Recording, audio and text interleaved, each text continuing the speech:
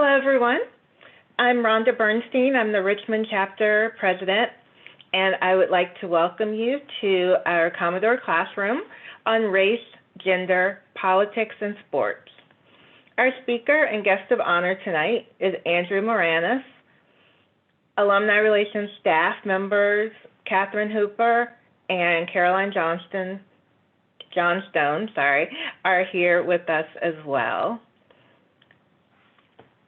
Before we begin, I'd like to give everyone a quick chapter update and also just general alumni relations update. First of all, Vanderbilt is in the midst of its annual sock campaign with a gift of $35 or more by October 31st. You can choose either the socks or a limited edition Vanderbilt mask. If you visit the university website, you will find all the details there. The Vanderbilt University Networking Night is being held this year on Thursday, November 12th. This year will be held virtually with the registration divided by industry. Be sure to join alumni from all over the world for this annual event. A week following, on November 18th, we will be having a Mindfulness for the Holidays workshop in conjunction with the Orlando and Houston chapters. And when we look ahead to December, the chapter is planning a virtual holiday tea and cookie bake, tentatively set for December 13th, with another health and wellness lecture in January to kick off 2021. So please watch your email for updates on these events. I'd like to begin our lecture tonight by inviting you to submit your questions throughout the discussion using the chat box feature. Andrew will be monitoring the chat, and he'll see the questions and answer them along the way. There will be time for additional questions and answers at the end. Also, before you leave, please complete the 3-question survey that Alumni Relations will post in the chat box. We will use your feedback for future events. It's only 3 questions, and as soon as it pops up, feel free to open it, and it'll open in your web browser. Our speaker tonight is Vanderbilt visiting author and manager of Vanderbilt Sports and Society Initiative and a 1992 Vanderbilt graduate. Andrew Maraniss is a New York Times bestselling author of narrative nonfiction. His first book was Strong Inside, about Vanderbilt basketball player Perry Wallace, who is the first Black basketball player in the SEC.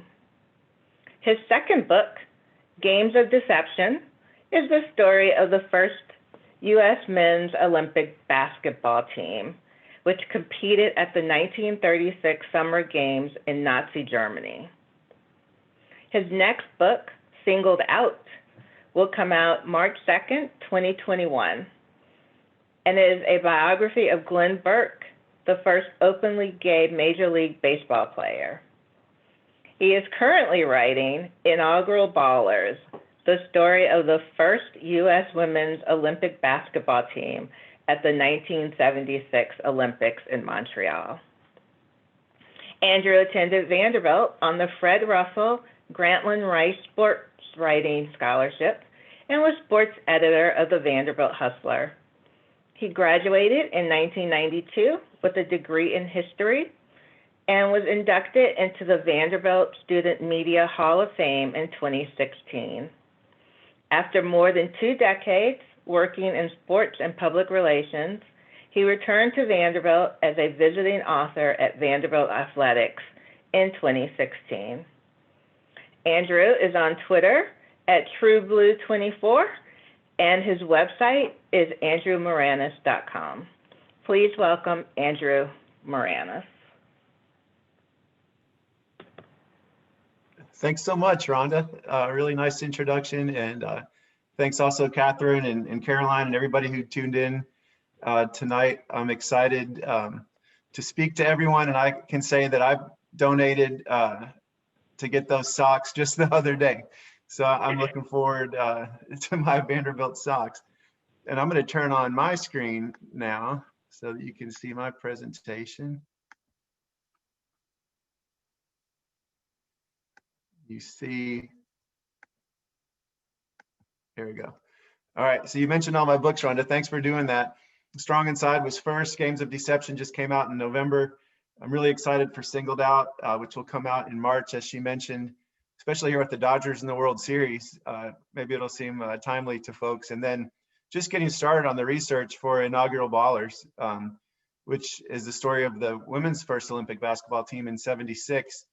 There's a Tennessee connection, no Vanderbilt connection to that team, but Pat Head Summit was a player on that team.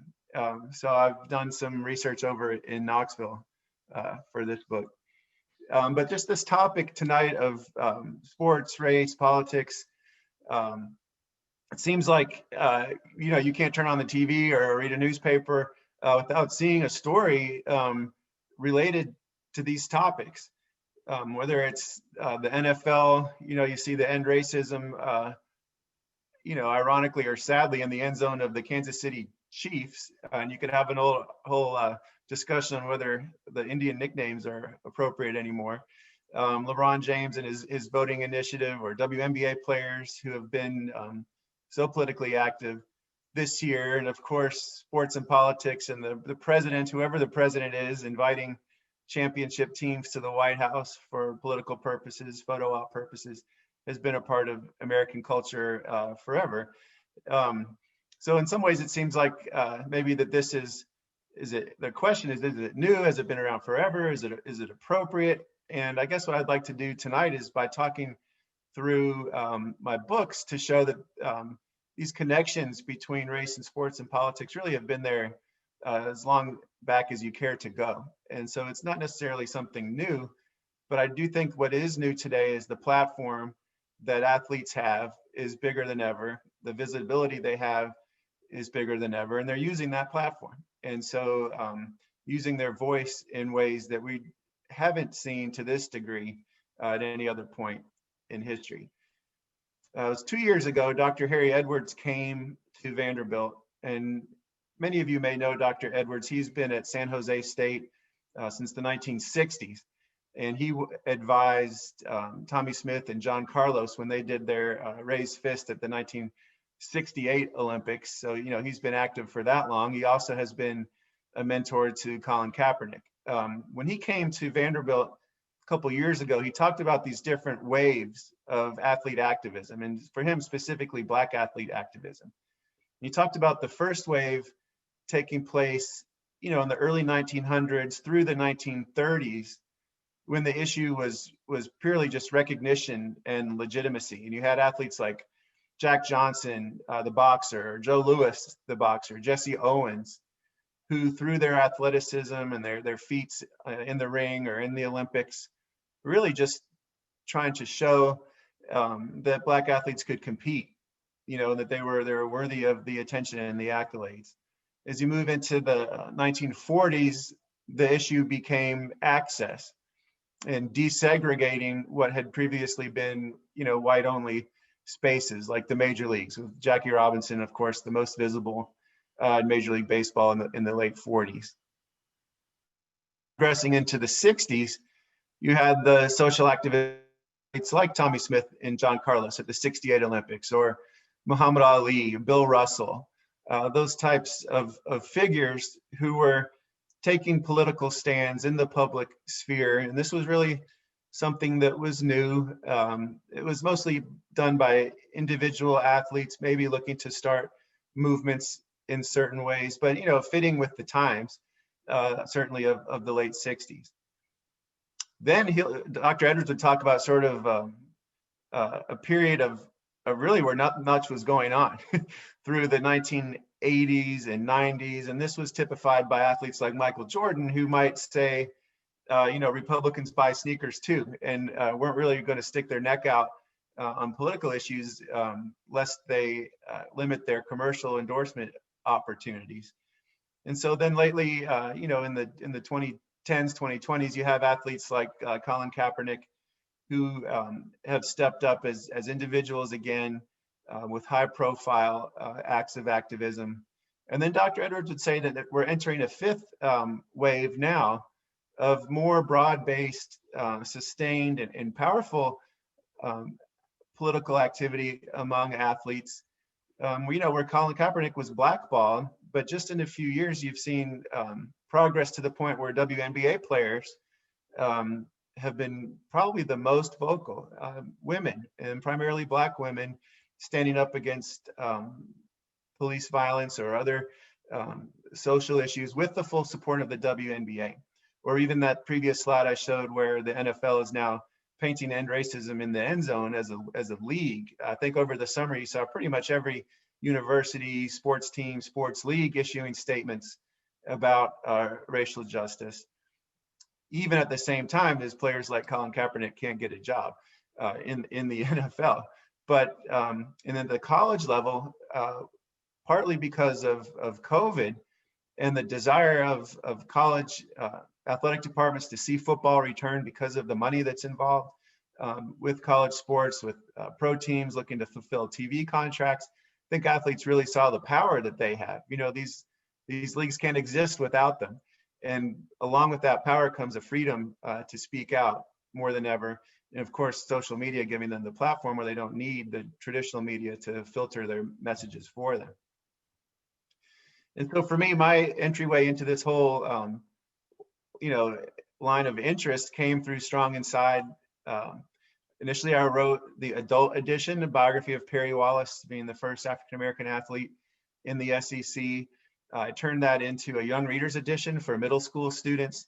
And over the last several years, I've been traveling to schools all over the country telling this story that involves a Vanderbilt alum. So this is a perfect audience to speak with tonight, and talking not really about Perry's athletic abilities. I don't spend much time on, you know, how many points he scored or how many games the team won, but more what it was like for him as a pioneer growing up in Nashville during the civil rights era, what was taken out of him just as a human being this pioneer on the Vanderbilt campus and traveling around the Deep South in the late 60s, basically by himself in terms of the support or lack of support that he received. And what are the lessons that we can learn from that today? My interest in writing about sports, though, goes back even further than that. When I was 13 years old, I wrote my first little sports magazine. You can see it here, AJ Sports Journal. It wasn't for class or for a grade or anything. It was just something I did for fun. We lived in Silver Spring, Maryland at the time. And I wrote about my favorite teams. Our family's originally from Wisconsin, so it was the Brewers and the Packers. My father worked at the Washington Post, and a friend of his there was John Feinstein, who at that time was a political reporter before he moved into sports. Now he's the best-selling sports author of all time. And he's the first person I ever interviewed. It was the first story I learned as a Vanderbilt student. He was invited back to campus to be honored in 1989. This is almost 2 decades after he had played his last game at Vanderbilt. He'd never been honored by the school. And so I was taking an African-American history class that was taught by Dr. Yolette Jones, who's still at Vanderbilt. And I wanted to write a paper about Perry for her class. But I was concerned that she would say no, that, you know, we don't write about athletes in college. We don't write about basketball in college. That's not a serious enough topic. But fortunately, that's not what she said at all. She said, if that's what you'd like to do, go for it. And so I lived in Tower 3, which is the first tower that was imploded that last year. And I called Perry, who was living in Baltimore, Maryland at the time. And out of the blue, I interviewed him for 2 hours that night and wrote this paper. So the first time I wrote about Perry Wallace was not for a book. It was for this paper with a little handwritten cover in the fall of 1989. And it was by far the most interesting thing that I did while I was a student in college. And so 17 years later, I came back to it and wrote the biography of Perry. And when you think about it, Perry's whole recruitment to Vanderbilt was a political decision, or certainly the segregation of the SEC prior to Perry's recruitment was a political decision. Here was a league founded in the 1930s, no black players until the late 60s. And Chancellor Hurd understood the platform and the visibility that comes with sports. So, talking about the new nature of that right now, really, maybe in some ways that's not true. Chancellor Hurd wanted to send a signal to the country that Vanderbilt was changing, that after the expulsion of Reverend Lawson in 1960, that the university was changing. And he knew that people would notice in the world of sports. And so he encouraged Roy Skinner, the head coach at the time, to recruit a black player. And so Perry Wallace, right across town at Pearl High School, was a valedictorian, 3-time state champion. And so he decides to come to Vanderbilt, and he changes the league forever. Following his last game in 1970, Perry gave a controversial, important interview to the Tennessean, where he talked about how difficult his experience had been. He was concerned that the public perception would be, well, we did this great thing, great for Perry, great for Vandy, great for the SEC, no real questions, nothing to learn here, and so he wanted to make sure that people really understood how difficult this had been, how lonely he had been on campus, the threats of death that he had received on the road. And so he gave this interview to the paper and really was run out of town for it. People called the Vanderbilt ticket office to cancel their season tickets. They said they'd never come to another game. They told Perry to get out of town and that he was ungrateful, they said, for the opportunities that he had been given. Of course, last year, fast forward, 50 years from when Perry was telling the truth, Perry Wallace Way was dedicated on the Vanderbilt campus by the first African-American men's basketball coach in school history. And so you saw quite a bit of change over those decades, finally. Perry felt a great relationship with Vanderbilt in the last 5 to 10 years of his life, where he was invited back to campus many times, had a chance to tell his story, and really was so proud of the growth at the university. And of course, this sort of change in heart and in reaction is really nothing new. Tommy Smith and John Carlos had their medals stripped from them. They were ordered to leave the Olympic Village back in 1968. But just last year, the U.S. Olympic Committee admitted that they were wrong, and they honored Smith and Carlos. Muhammad Ali, when he was speaking out in the 60s or refusing to be inducted into the draft, was called public enemy #1 in the U.S. Then, fast forward to 1996 at the Olympics in Atlanta, where he's lighting the flame, or his funeral a few years ago, where it seemed like the whole world was there. Quite a different response. And even Colin Kaepernick earlier this summer, Roger Goodell basically said he was wrong, and he wished he had listened to Colin Kaepernick earlier. Same response here on our own campus to Perry Wallace. And so for me, and I mentioned, traveling to tell Perry's story, one of the places I had a chance to go is to Lawrence, Kansas, to the Dole Institute of Politics, which is like the Dole Presidential Library, if Robert Dole had ever become president. Their director there is not the woman here, but a man named Bill Lacey, who's a Vanderbilt alum. And so he invited me out to tell Perry's story. And while I was there, I really wanted to see Allen Fieldhouse, where the Kansas Jayhawks play. And just as a college basketball fan, wanted to see that place. And in their arena, they have James Naismith's original rules of basketball. So Naismith invented the game in 1891, saved the pieces of paper. Kansas was in a bidding war against Duke University to win those rules. And so they have them on display there.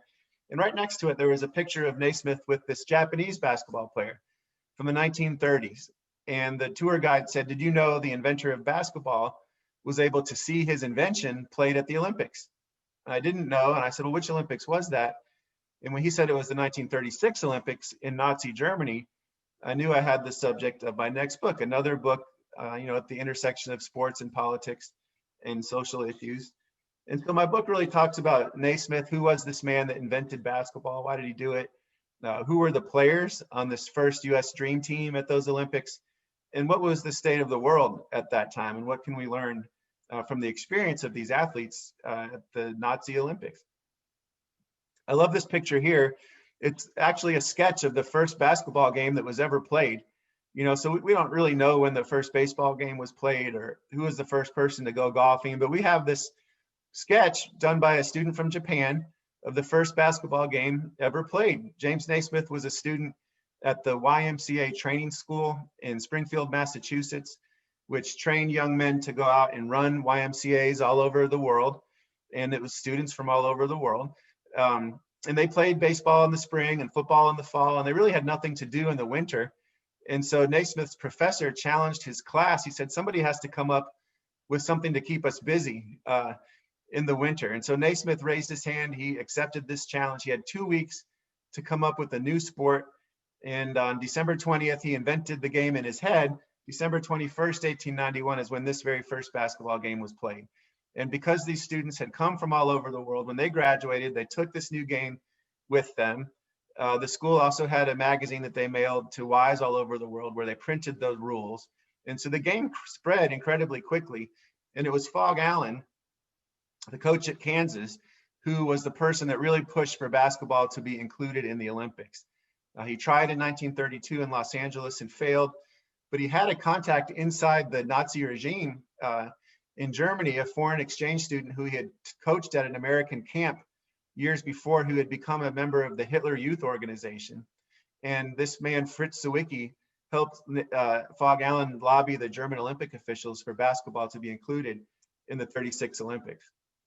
And the way the US team was created that year was different than it's done now, where you would have players, top players invited to be on the team, or individual players who would try out to be on the team. Back then they had a tournament, and they said whichever two teams advanced to the championship game of the US qualifying tournament would be combined to become the US Olympic basketball team. So the two best American teams would be combined to become the Olympic team. One of them was from McPherson, Kansas, tiny little town in the middle of Kansas. They were called the tallest team in the world. Their claim to fame is that they were the first team to ever dunk. The guy who's second to the right here, his name was Joe Fortenberry. He dunked the ball in the tournament at Madison Square Garden.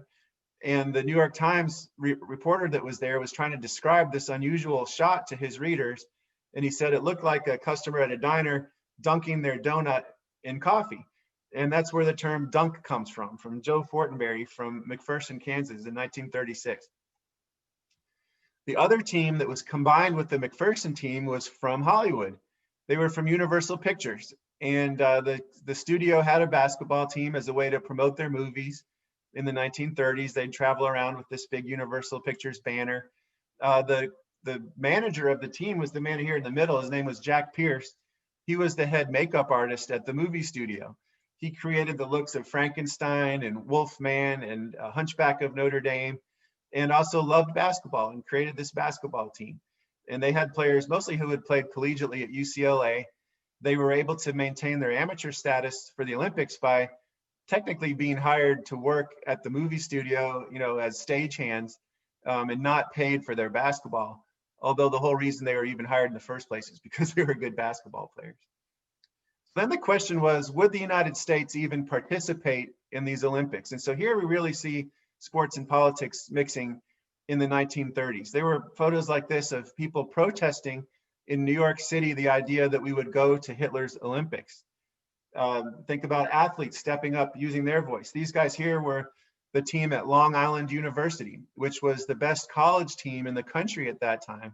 They would have been favored to advance in that US Olympic qualifying tournament, but they took a vote as a team to boycott even the qualifying tournament. They said, we're not going to Adolf Hitler's Berlin for these Olympics, even if we earn the right to go there.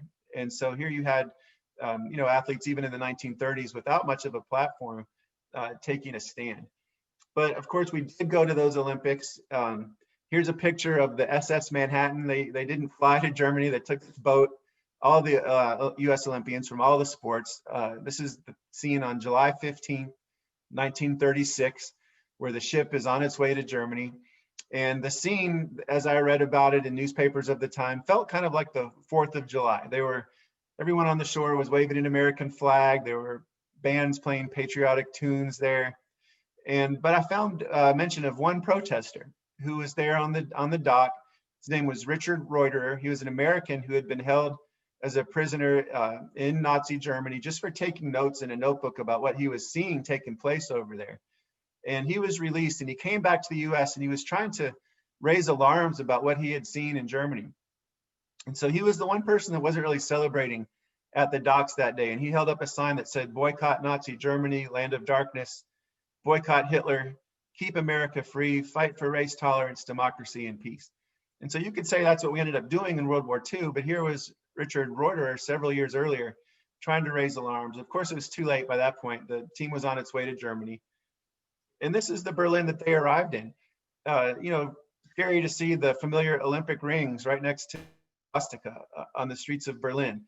My book's called Games of Deception because the city was really set up as a facade, try to fool people into thinking that everything was just fine there in Germany, and maybe what people had been reading about in the newspapers about Hitler, maybe that wasn't true. You know, they wanted people to feel welcome and have a good time at the Olympics, and really distract from the fact that there was already concentration camp that had been built just 15 miles from the Olympic Village. Joseph Goebbels, who you see here, Hitler's propaganda minister, there was a feature on him in the New York Times before the Olympics, where he said that in his country, the truth was irrelevant. All that mattered is, did people do what you wanted them to do? And if so, then what you said was good. If they didn't do what you wanted them to do, then what you said was bad, but the truth played no factor in this. And so I wrote in the book that, you know, this whole culture where the world arrived for the Olympics, the road to the Holocaust was paved with bullying, lies, propaganda, and a cynically calculated encouragement of intolerance. And that's where the world comes for this festival of you know, sportsmanship and fair play, which obviously you see the issues there. Here's what the basketball tournament looked like, a little different. They played outside, and the first few rounds, it was fine. The weather was good, but the gold medal game was played in a driving rainstorm. Players couldn't even dribble the ball. It would just get stuck in the mud. The ball was so heavy that if they tried to shoot, you know, they could barely get it up to the basket. And so the players in the game said it was a total joke. You know, this should have been the biggest game in the history of the sport. It's coming out party to the world. And the US beat Canada 19-8, which was a really low scoring game, even for those days.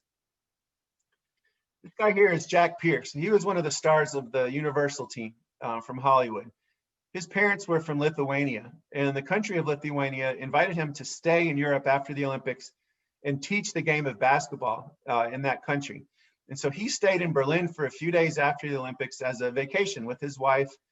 And they saw this facade that had been built for the Olympics for political purposes come crashing down. And the real Hitler Berlin start to reemerge. All the anti-Semitic posters and signs, benches, you know, and the restaurants that had been so welcoming to the visitors from the world during the Olympics all of a sudden said, you know, you can't come in here if you're Jewish. And so I wrote that, you know, he was the one American basketball player that really saw the signs of what was to come. And what was to come, of course, was the Holocaust and 6 million Jews killed in the Holocaust.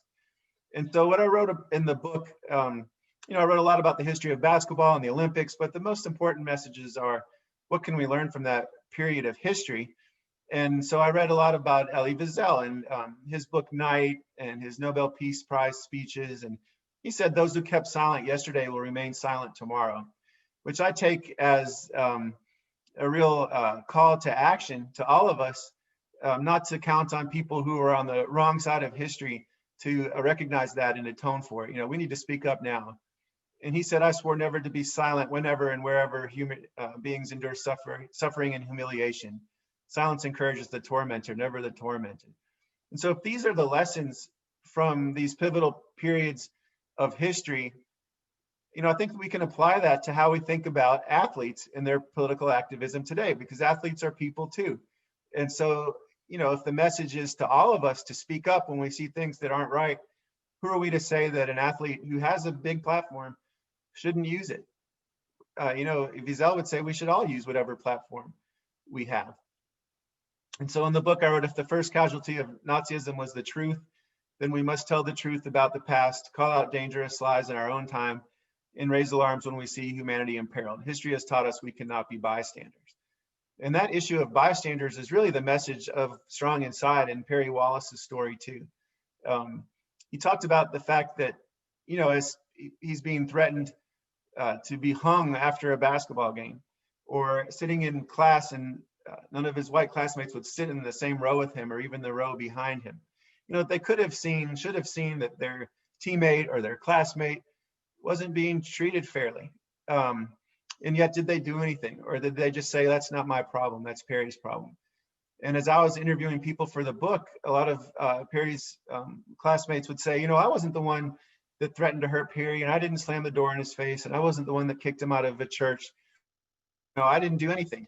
And then they would realize they just told me that they didn't do anything. And so it was these bystanders that actually created the most difficulty for Perry. He said the most difficult part of his experience wasn't in Starkville, Mississippi or Oxford, Mississippi. It was in Nashville on his own campus where he felt this loneliness. And thankfully, as I said, things really changed, but it took a while for it to change. And so when I talk to kids now about this story, I challenge them not to let that happen. You know, they have an opportunity now, whether it's bullying or related to race or sexuality or whatever, to look for those kids that are not being treated fairly and to step up for them now and not to be a bystander. This man here really represents that whole theory in practice. His name is Dr. Al Miller.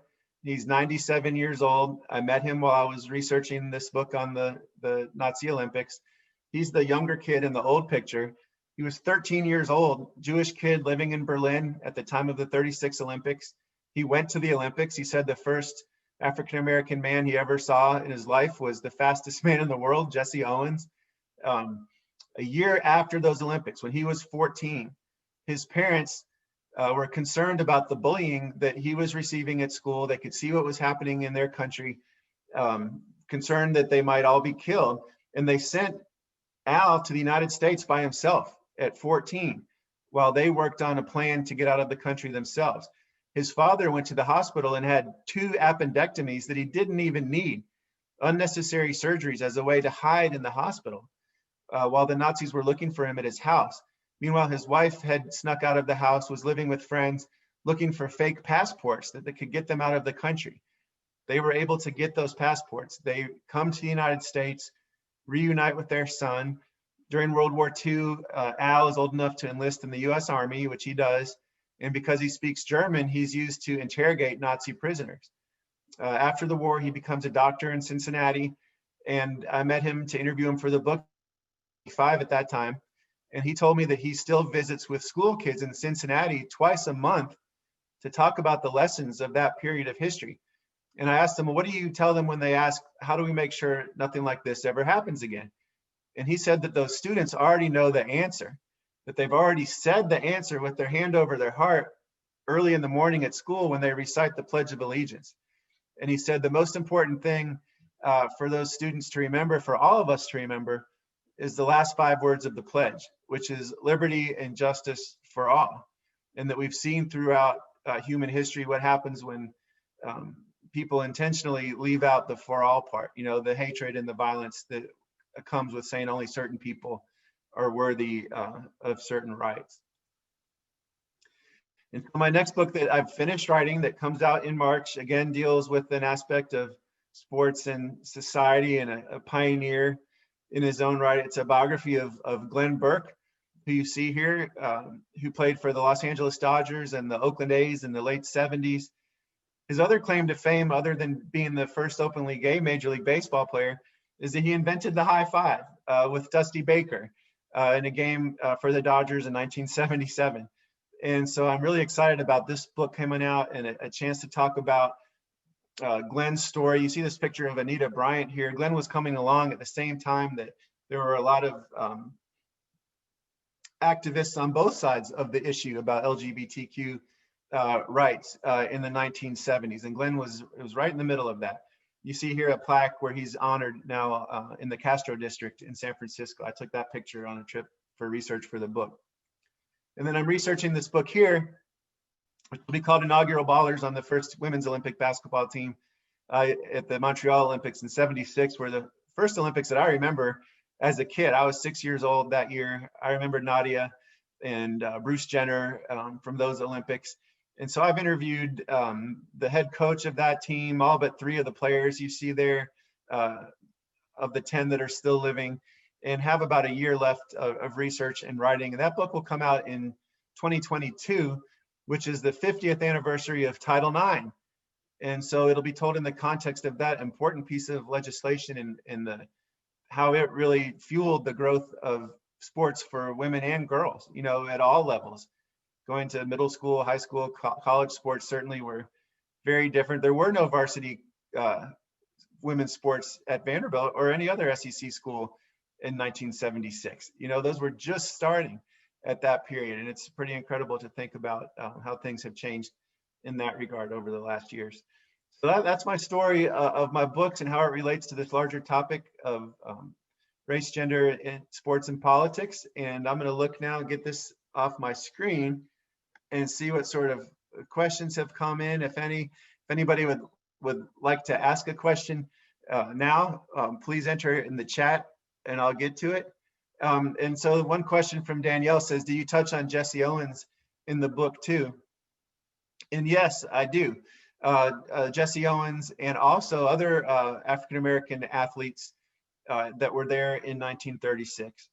And one of the things I write about with Jesse Owens, you know, he was really being pressured not to participate in the 36 Olympics by a lot of Black organizations in the US, including the NAACP, which wrote a letter to him saying racism anywhere is racism everywhere, you know, and you can't go to Nazi Germany to participate.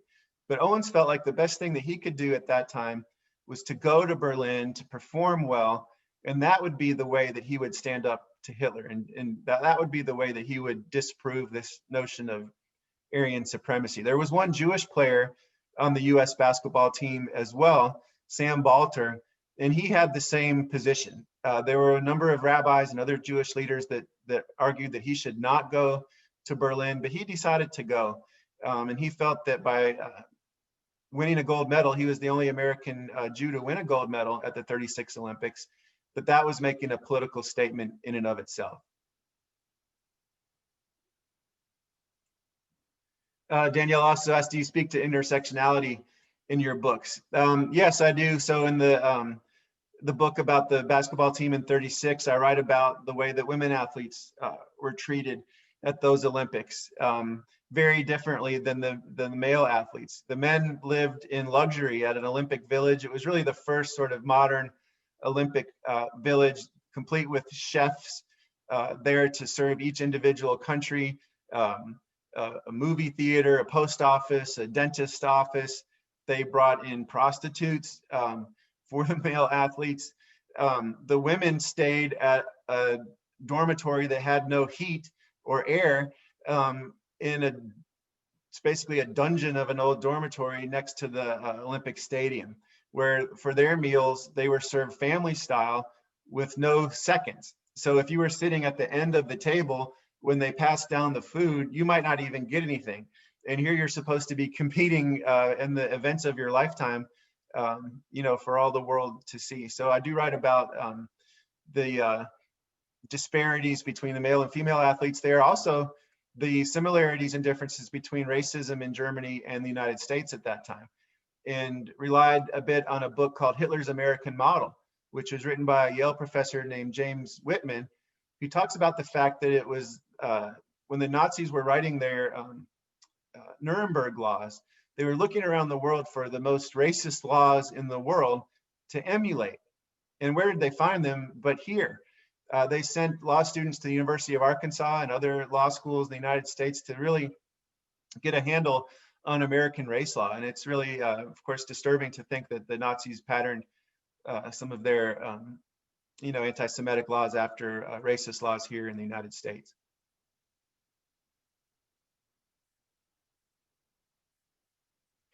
Okay, so another question here is about the future of Title IX.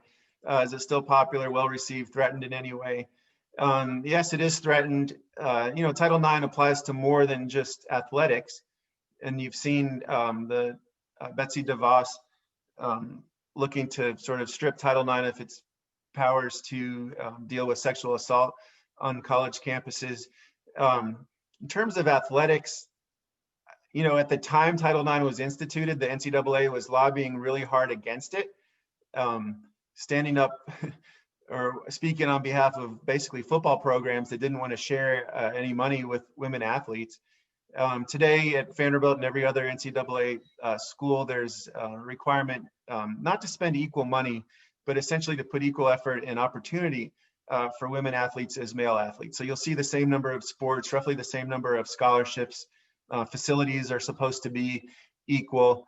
And I don't think that that's necessarily threatened right now. Although, you know, with COVID and with sort of the money-making sports like football and basketball facing challenges they haven't seen before, I think everything's probably up in the air in the future. But I don't think that you would see much of it, from an institutional standpoint. I can't see a university saying we're not going to provide opportunities for women anymore, at least in terms of how those are equated to men's sports. You have seen a number of university sports, period, men and women, due to budget cuts. Here's another question. Did you find in your research for the 76 Olympics if there was differential treatment to the female basketball players as compared with how the female gymnasts were? Thank you for saying that. I often am frustrated by folks who make that old argument about women's sports.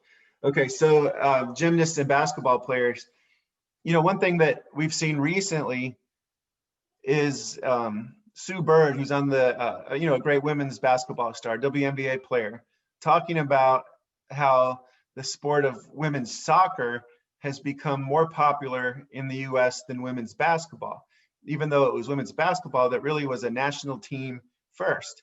And she talks about how there are quote unquote cute white girls playing soccer, and that is to some advertisers or TV or suburban families, maybe a more appealing image, she said, than WNBA, which has a lot of tall women who maybe don't fit certain outdated feminist stereotypes, you know, or feminine stereotypes, Black women, more out lesbian women in the WNBA.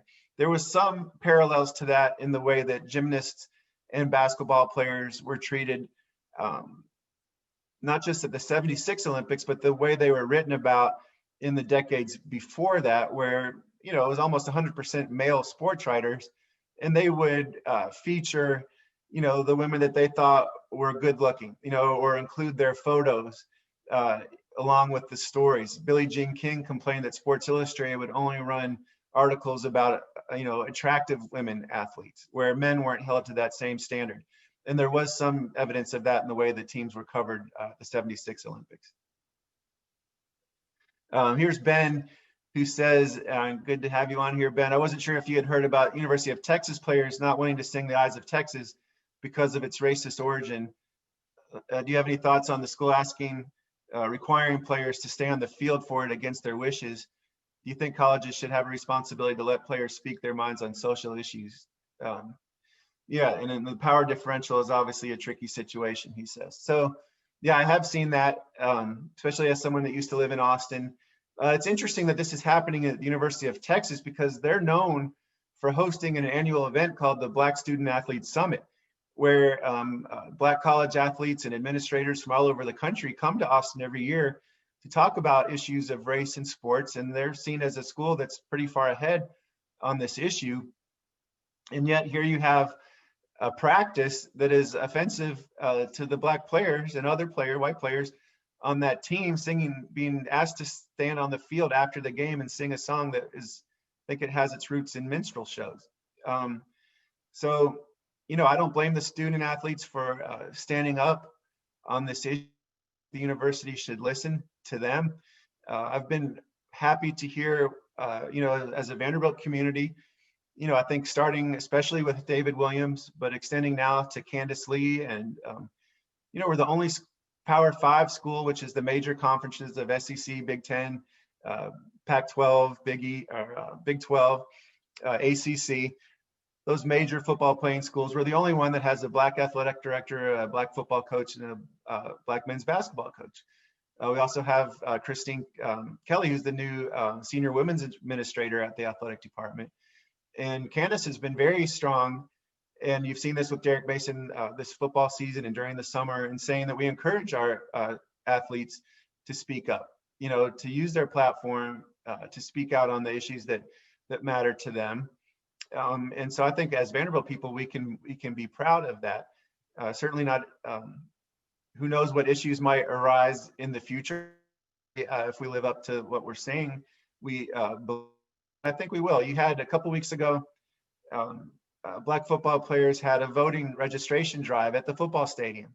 They organized it completely themselves and were supported by the administration in doing that.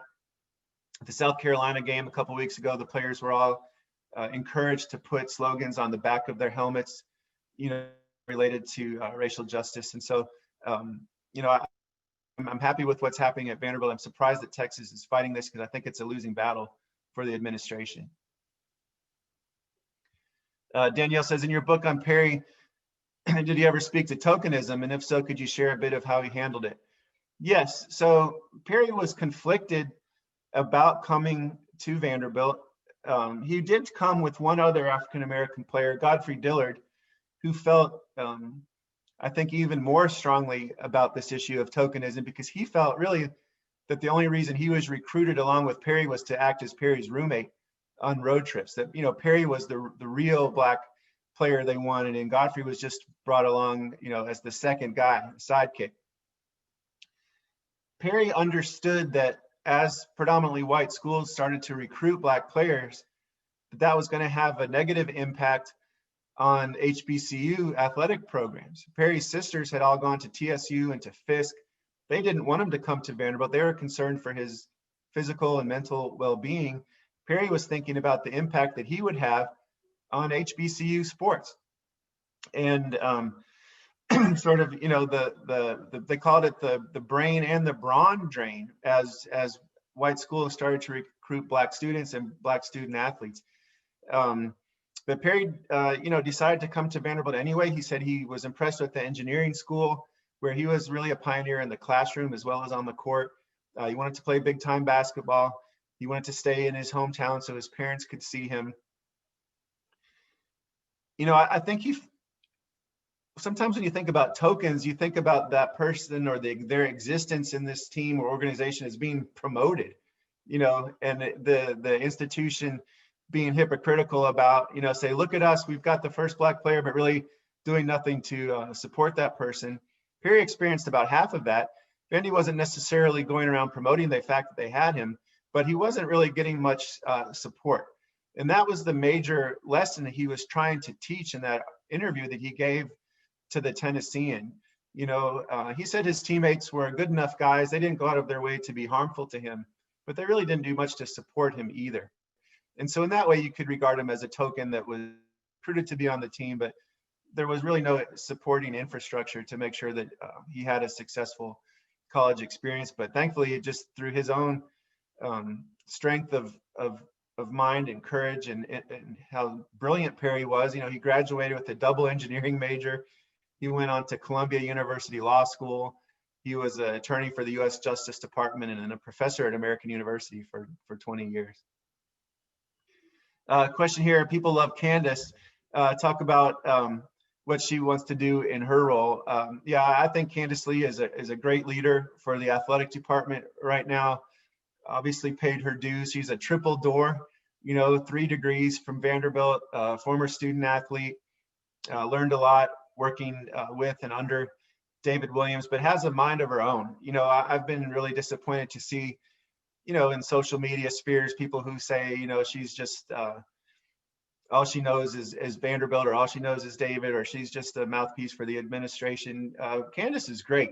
She's a brilliant person. She has ideas that have already been implemented about sort of taking care of our own, as a Vanderbilt community, starting the Black and Gold Club for former student athletes so that they feel closer to today's program, starting the Commodore Fan Council so that I think 20 fans now have a voice every month in providing input to the athletic department on what they'd like to see, what's going well, what's not going well, bringing the National Commodore Club offices back to Magoogan. Important part of any athletic department is the fundraising, and bringing that back into the department. Think that she understands what it means to be a student athlete. The coaches really love her and respect her. And so I think that great things are to come with Candace as the athletic director from a strategy and facilities standpoint. And she's a competitive person. You know, she wants to win on the field without sacrificing any of the things we're proud of as Vanderbilt people in terms of the quality character of the athletes and how well they do in class. So I'm excited that that's where I get to go to work every day. Do you have any other questions? One thing I'll do too is promote our Sports and Society initiative. If any of you are on Twitter, you can follow us at VU Sports Society, or I'm sorry, Sports Society VU on Twitter. And then I send out a weekly, every Friday, a recap of sort of a digest of the top 5 sports and society related articles of the week. You can just email me and I'll add you to our distribution list. And my email is andrewmaraniss@gmail.com. Simple as that, no dot between Andrew and Maraniss, just my name, andrewmaraniss@gmail.com, and I'll add you to our weekly email list. Here's a question. In your book on Glenn, was it evident that the proximity to California, a more liberal part of our country, made it easier for him to come out? That's a really good question. In some ways, yes, but in some important ways, no. So Glenn not only played for 2 teams in California, the Dodgers and the A's, he was born in Oakland and he went to Berkeley High School. In the off season, and this shows how different those times were with no social media, he lived openly as a gay man in the Castro district of San Francisco before he had come out publicly, you know, and he felt safe and secure just in that little neighborhood that wouldn't get out to the broader world. His teammates came to know that he was gay before he had publicly announced it, but so too did the managers of the 2 teams that he played for. And Tommy Lasorda found out and got rid of Glenn. Tommy's son was gay, Tommy Jr., and he didn't want Glenn Burke around his son. And so the general manager of the Dodgers approached Glenn Burke in the off season and offered to pay him $75,000 to get married. And Glenn said, to a woman? And when the Campana said yes, Glenn didn't go for it. They wanted to set up a sham wedding, sham marriage, so that Glenn would appear straight to Dodger fans. And when Glenn didn't go for it, they traded him to the Oakland A's. And so here he goes to the Bay Area, which you think would be the very best place to be an openly gay baseball player. But Billy Martin was the manager there, and he said he wasn't going to let someone like Glenn, quote unquote, contaminate his team. And so he sent Glenn to the minor leagues, and Glenn never appeared again in the majors. So, you know, I think the world of baseball was a little bit in its own cocoon, separate from the rest of California at that time. And so Glenn was able to exist, you know, as a human being in San Francisco, living there during the off season and then after he was run out of baseball, but he wasn't able to exist there as a Major League Baseball player. So the location didn't save him in that regard.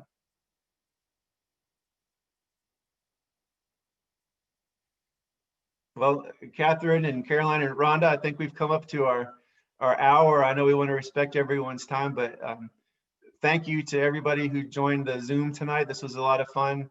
If anyone has any other questions they'd like to talk about, they can email me anytime.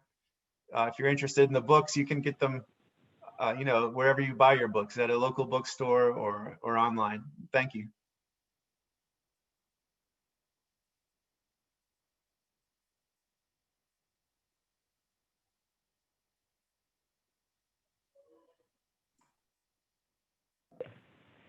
Hi, Andrew.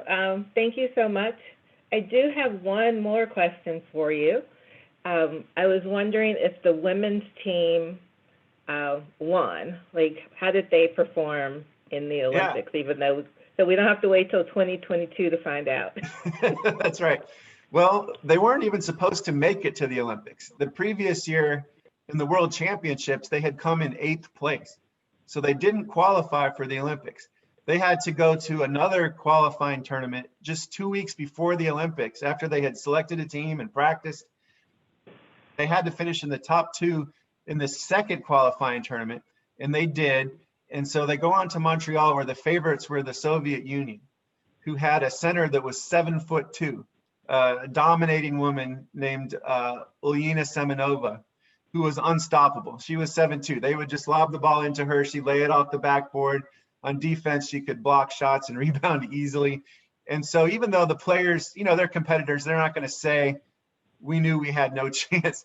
They really deep down knew they had no chance to beat the Soviets. And so USSR won the gold medal, and the US, though, won the silver. And so that was considered a great showing by the American team that year. And I think that the US women's basketball team has only lost 3 games in the Olympics since then, period. You know, they win the gold medal every time now. And they all look back to this first team, you know, as the pioneers of their sport. And there were 3 really well-known players on that team to anybody that follows women's basketball. Pat Head, who I mentioned before she was Pat Summitt, Nancy Lieberman, who's considered probably one of the greatest women's basketball players of all time, and Ann Myers from UCLA.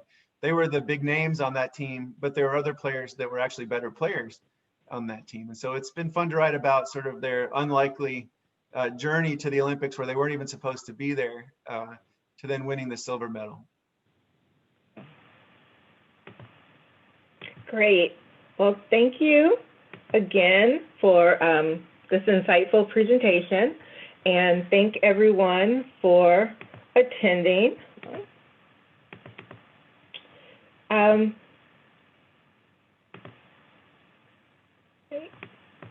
Here we go. Just make sure you remember to click the link in the chat to submit the survey. It'll open the browser window outside of Zoom. We appreciate all of your support for Vanderbilt and your local alumni chapters. Be sure to follow us on our Facebook page at Richmond Vanderbilt Alumni Chapter.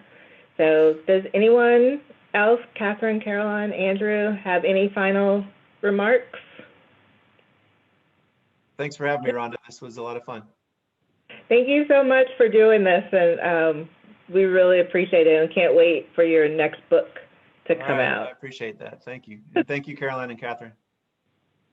So don't forget to make your donation by Saturday night and to sign up for the virtual networking night. Stay safe, stay well, and have a great evening. All right, you too. Bye.